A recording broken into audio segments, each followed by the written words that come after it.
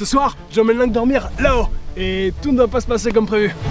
Le plan était imperdable, infiltrer cette centrale de nuit en prenant toutes les précautions possibles, s'immiscer au pied de la cheminée qui accessoirement est la deuxième plus haute d'Europe pour gravir ses 356 mètres afin d'y poser tout en haut un portaledge. C'est une sorte de lit suspendu le long de la paroi et on comptait y passer la nuit. Sauf que plus la nuit passait, plus la sécurité semblait se renforcer jusqu'au moment de basculement. On voulait faire goûter notre univers à Link, il a pas été déçu. Le traquenard sur une échelle de 1 à Hit the Road. Hit the Road plus 2 je crois. Mec, j'ai aucune idée de par où on va passer parce que là, ça m'a l'air quand même bien gardé. Tu vois, t'as une sorte de fleuve avec des barbelés derrière. Et tu vois, ce qui est chelou, c'est que là, il y a deux bâtiments qui ont l'air plutôt neufs. T'as des véhicules garés à côté. Ça se trouve, c'est le poste de sécu, faudra faire gaffe. Et le pire, c'est vraiment au niveau de cette route, tu vois, t'as quand même des traces de pneus de freinage ou de drift. Ça pue un peu cette histoire. Et c'est en tournant autour au drone qu'on a vu ça, cette immense excavatrice abandonnée qui devait nous offrir un point de vue idéal pour le repérage, et en même temps d'initier Link à une explo un poil moins risquée que l'objectif de ce soir. Pour les membres de la chaîne et ceux qui veulent nous soutenir, vous avez la version longue de cette explo grâce au bouton rejoindre. Bon, voilà le plan. La centrale se situe à quelques centaines de mètres de la ville principale. Elle est protégée à l'ouest par un cours d'eau et des grillages. Au nord, des transfos actifs, surveillés et bien éclairés. Il nous reste deux options. L'est, bordé par la route principale bien empruntée, et le sud, difficile d'accès mais plutôt isolé sous une forêt dense. C'est par là qu'on entamera notre infiltration. Prends le petit lit d'amour pour ce soir. Le petit lit d'amour de 28 kilos. Voilà, ouais, ça fait quoi. Le trimballer jusqu'en haut. Voilà.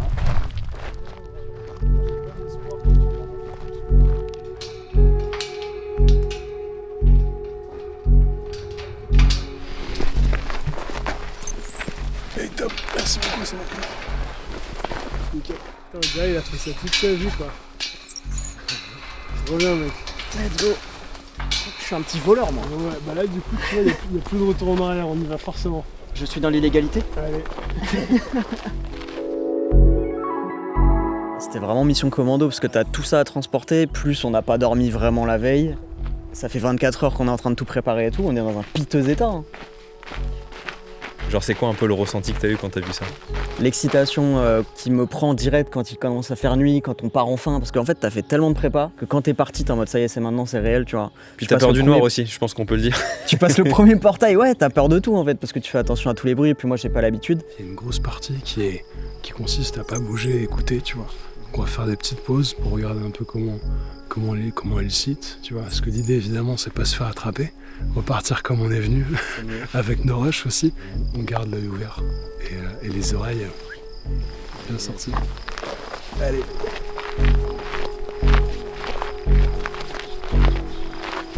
C'est à la fois frustrant et génial parce que tu as cet objectif lumineux qui te guide, mais là il y a les nuages qui vraiment entament l'eau, parce que dites-vous que c'est très très haut, c'est plus de 300 mètres, et là on commence à entendre l'usine finalement qui se réveille, ou du moins qui est en activité, il y a ce bourdonnement de plus en plus fort, donc on se rapproche, mais en fait elle est tellement massive qu'elle est encore très loin, malgré la taille quand même. Donc là c'est la ligne droite, on va rester sans lumière, discret, juste avec la GoPro infrarouge, et dès qu'on sera aux abords on pourra peut-être y voir un peu plus clair.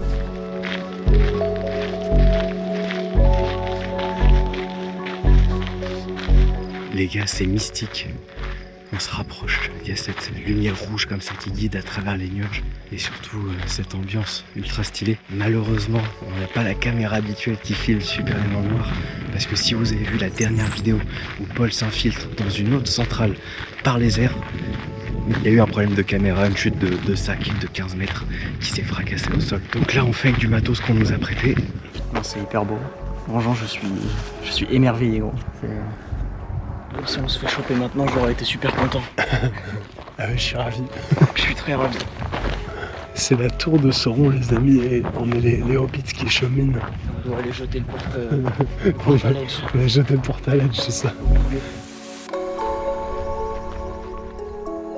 Déjà quasi une heure qu'on avance, on est encore loin de l'objectif mais on s'y approche lentement mais sûrement. Pour mettre toutes les chances de notre côté, on a préféré prendre le chemin qui nous semblait le plus sûr. On a tous un gros sac plus le portaledge, cette fameuse tente suspendue à se partager. La progression est donc difficile et en cas de problème, on aura plus de difficultés à s'échapper. Il y a juste le petit virage et après ça va être full lunaire. On passe entre les deux big cheminées. Il va falloir composer. On n'a pas encore entendu une seule voiture. Par la forêt. Attends, quoi? Ça, je l'ai entendu plusieurs fois.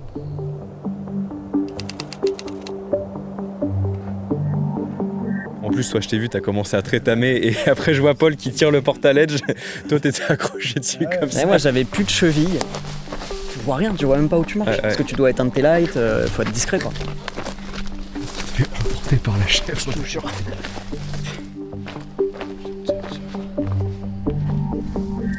Ça y est, on se rapproche enfin. Les tours de refroidissement, la cheminée, tout semble être à portée de main.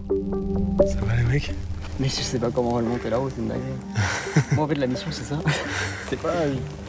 J'ai plus peur là. J'ai plus peur, j'ai juste mal au bras. Mais on se rend compte aussi très vite que les lignes électriques sont sous tension, ce qui n'est pas totalement compatible avec un abandon de centrale. Du coup, le traquenard sur une échelle de 1 à 8 road, t'es à combien? Il est 0 de plus 2 je crois. On profite de ce dernier kilomètre à Valais pour vous présenter notre partenaire aujourd'hui, OneState RP, le premier vrai jeu roleplay en mode ouvert sur mobile, dispo sur iOS et Android. Dans le jeu, tous les joueurs que tu croises sont réels, c'est une ville vivante qui évolue en temps réel. Tu peux incarner ce que tu veux, un policier, un gangster, un youtubeur, un businessman et j'en passe. Puisque tous les joueurs sont réels, toutes les actions ont des conséquences. Une simple action peut te rendre riche ou t'attirer d'immenses problèmes. Avec le chat ou le vocal in-game, tu auras l'occasion de te faire des potes, organiser au mieux tes braquages ou négocier tes meilleurs deals. Tu peux personnaliser ton perso, tes armes, tes voitures, tes maisons, bref, t'as le choix pour construire ta légende et ton personnage. Et grâce au système de factions et de clans, tu peux rejoindre les rangs de la police pour faire régner l'ordre, embrasser une vie de gangster pour organiser des évasions, te battre avec d'autres gangs pour prendre le contrôle de la ville. Ou simplement rester totalement indépendant et naviguer au milieu du chaos et des courses de voitures underground. L'économie in-game est totalement gérée par les joueurs, tu es libre d'acheter, vendre, faire des deals et monter un véritable empire immobilier. Côté nouveauté, depuis la mise à jour 0.43, tu as la radio in-game. Tu peux maintenant te balader en ville en écoutant de la musique, adapter ta playlist selon le braquage que tu es en train de faire ou la course-poursuite que tu as engagée. Tu as également un nouveau système de diplomatie entre les gangs pour gérer les alliances ou la guerre. En description ou via ce QR code, tu peux télécharger OneState RP et bénéficier direct de 10 000 $ in-game. Et n'oublie pas de passer sur onestate.com pour y récupérer des récompenses quotidiennes et débloquer des offres exclusives en jeu. Et mieux encore, grâce au nouveau système de parrainage, tu peux inviter tes potes à rejoindre le jeu et débloquer des récompenses exclusives. Une fois que tu atteindras le niveau 8 via notre lien, tu recevras en plus un bonus de 60 000 $ in-game. Sur ce, retournons à notre centrale, on n'est plus qu'à une centaine de mètres. Merci beaucoup. Oh quel homme galant.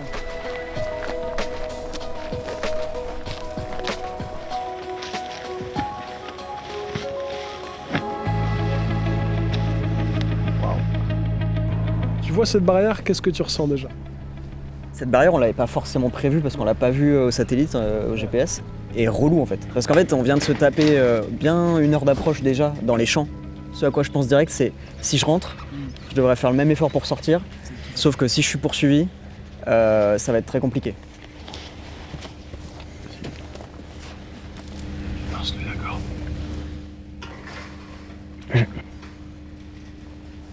Là, on a été chanceux, c'est que surtout cette grille, par chance, il n'y a pas de barbelés dessus. Les grillages autour ont un peu de barbelés, donc ça, c'est toujours l'enfer. Même avec l'habitude, c'est toujours horrible. Là, on a quand même une structure assez résistante avec beaucoup de prises, donc un grillage solide où tu peux enfoncer tes mains.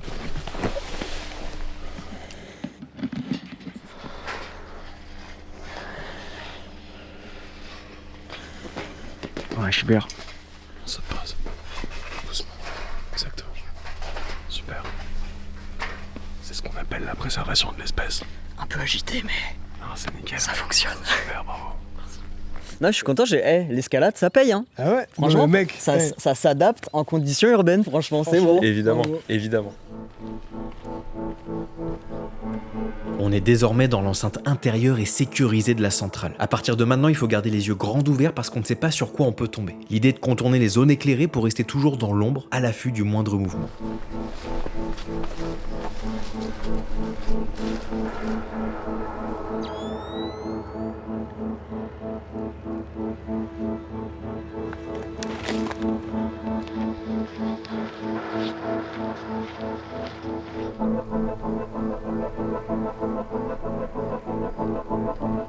Est-ce qu'on va à l'intérieur de la tour de refroidissement, Clem? Pourquoi pas, ouais. T'as jamais visité une tour de refroidissement? Non. Juste sur Rust. On première à tout, mec. Je pense qu'il faut que t'ailles visiter alors. Bon bah on y va alors. C'est simple la vie finalement. Bon bah on va visiter alors. Et là, donc on arrive dans le site, ça bourdonne de partout, c'est super actif, il y a des lumières et compagnie, c'est vachement plus compliqué que prévu de trouver un chemin qui reste dans l'ombre. Et on finit par couper en fait entre les deux cheminées. On a un petit espoir là de pouvoir les explorer.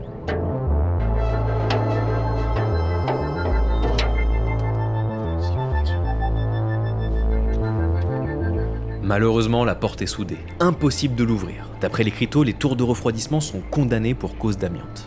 Tentative numéro 2. J'ai un peu de mal à réaliser où je suis. Là, c'est des belles marches pour le coup. Ah là, ici, on va pas se péter la gueule. Tiens, à toi l'honneur. Ah, le truc, c'est est-ce que ça porte et tout. C'est toujours un peu le mystère. Justement. Ça se lève normalement. Je te laisse essayer. Je regarde. Alors attends, ça commence à faire une seconde.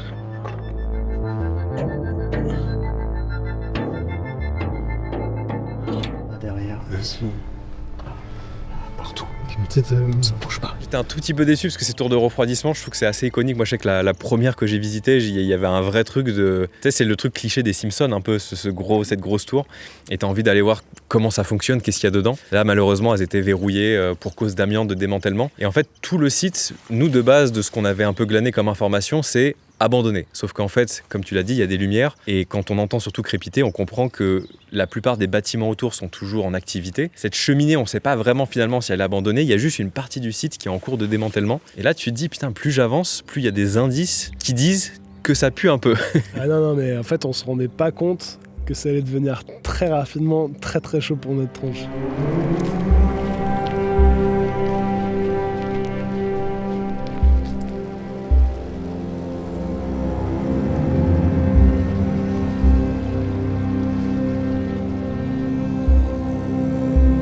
On a vraiment l'objectif en vue, on est plus très loin, on pourra rentrer dans les bâtiments, être bientôt sous la cheminée. Donc là, c'est l'excitation qui monte un peu. Et là, en fait, au bout de la route qu'on est en train d'emprunter, je vois une petite lumière rouge. Ok, sur toi. À ce moment-là, on va passer derrière. Le flair, il fait, vous voyez les images, il fait la diagonale de toute l'image. Donc c'est une lumière qui pulse de ouf. Et souvent, quand tu as un faisceau aussi puissant, c'est que derrière, la caméra, elle a un angle assez large, elle a besoin de beaucoup de lumière pour voir. Quand tu m'as dit, il y a la caméra infrarouge, on était vraiment dans le chemin et forcément, je pense, dans le champ de la caméra. Dans ces moments-là, si t'as un doute d'avoir été vu, la meilleure stratégie, c'est de te cacher, attendre et écouter. Observer la zone critique pour voir si quelqu'un se ramène.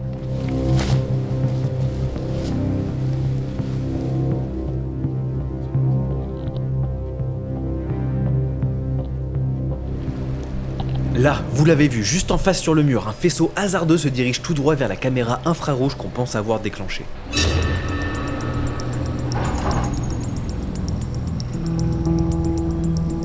Et là, on voit que ça se réveille. On voit qu'il y a du ça mouvement. s'agite un peu. On est dans les herbes hautes, c'est pas mal, ça nous fait un petit poste d'observation. On peut comme ça temporiser, voir s'il y a du mouvement suite à la caméra. On va essayer de faire le tour par l'arrière de la caméra pour pas être dans son champ. On voit des phares de voiture qui arrivent pile sur cette putain de caméra. Et là, d'un coup, ça commence à devenir chaud parce qu'on n'est pas très loin de l'objectif, mais il y a clairement un mec qui s'est déplacé, qui est en train de nous chercher, tu vois. Et d'un coup, je vois le petit faisceau de lumière sur les tours de refroidissement juste derrière. Donc là, je suis ok, il est sorti, il va fouiller les buissons, c'est sûr. Donc là, direction opposée.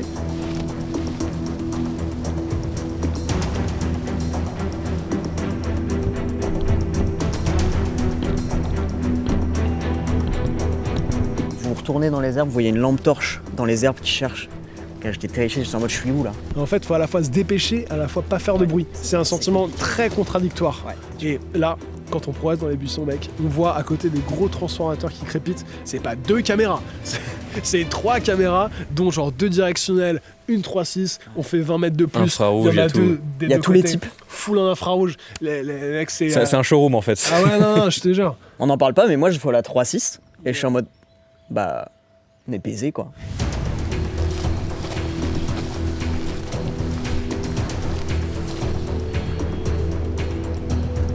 Point sur la situation. On se situe précisément dans ce no man's land de ronces. À notre gauche, des transfos XXL qui crépitent, protégés par des grillages et des caméras à chaque angle. À notre droite, une route lisse, accessible facilement par la sécurité sans aucune cachette possible. Devant nous, la suite du roncier géant et une zone super éclairée avec des bâtisses. Et enfin, derrière nous, au minimum une voiture et 2 personnes qui nous cherchent avec des lampes torches. La cheminée principale, l'objectif de cette infiltration se situe derrière ce grand bâtiment. On tente alors le tout pour le tout à la recherche d'une porte dérobée pour le traverser. Je pense qu'il y a la voiture, mais c'est pas évident. En fait, faudrait que tu regardes. Je suis pas sûr. Faudra avoir un zoom.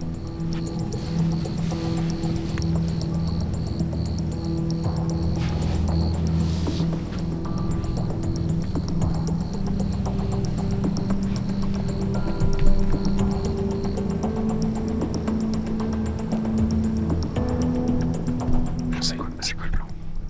Je sais pas, mec. Je sais pas si on fait ce plan-là. J'ai un peu la flemme des missions suicides, tu sais. Là, c'est chaud. Du coup, s'il n'y a plus de voiture, on peut tenter le demi-tour, quoi. On est bien caché dans les buissons et on choisit d'aller voir si toujours la voiture est là, tu vois. Et ça nous permet également de voir potentiellement sur la gauche quel serait le chemin emprunté. C'est vraiment à partir de là que ça part vraiment en couille et que ça déclenche un truc où là, les chances de se faire choper sont très très fortes parce que on entend arriver une voiture.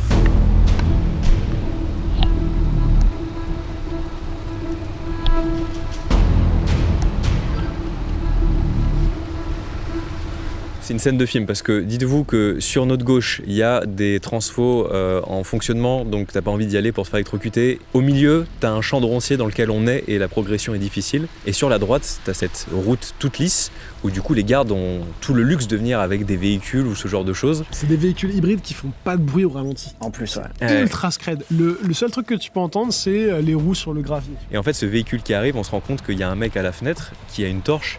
Et c'est très filmique parce qu'il envoie sa torche comme ça de gauche à droite.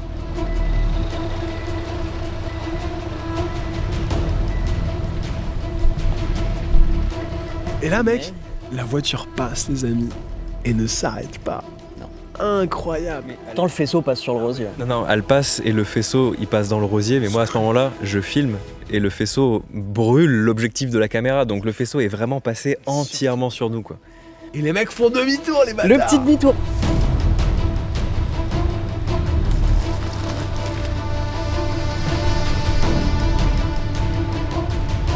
Vu qu'ils font demi-tour, bah en fait le rosier il va être complètement exposé et là les torches elles vont être droit dans nos culs. Voilà, ils vont voir trois blancs becs. Dré dans le pétard. Voilà. Donc faut aller dans le rosier en face pour que le faisceau soit sur le rosier vide. On plonge dans le rosier d'en face.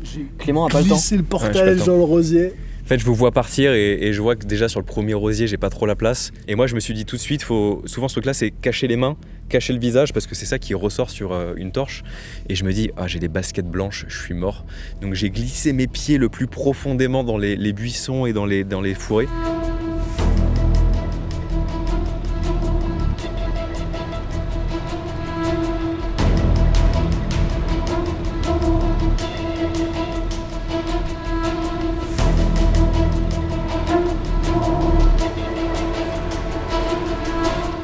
Il passe genre sur nous, quoi.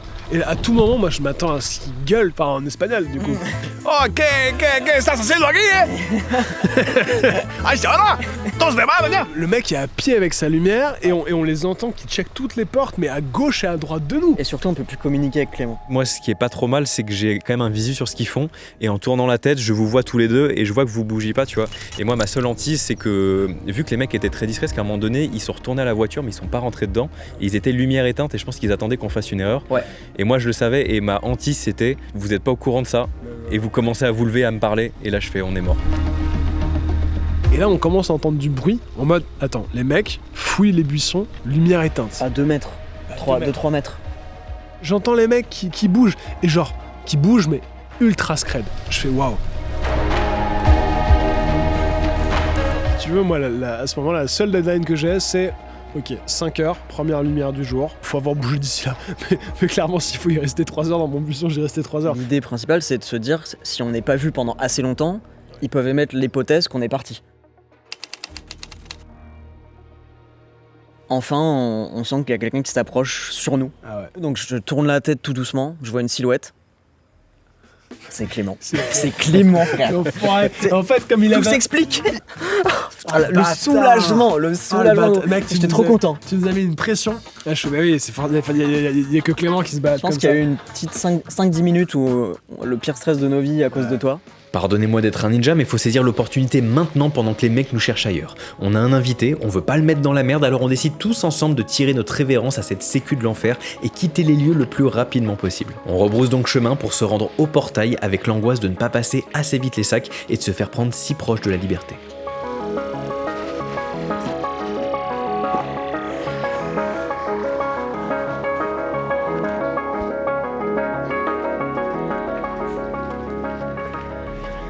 Mon gars.